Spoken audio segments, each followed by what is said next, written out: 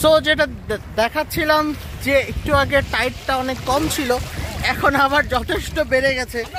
আমার প্রায় হাঁটুর উপর পর্যন্ত এখন টাইট চলে এসেছে।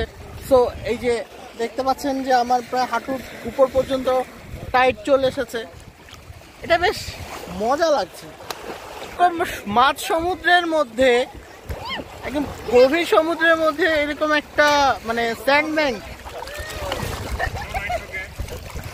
খুবই দারুণ, খুবই দারুণ।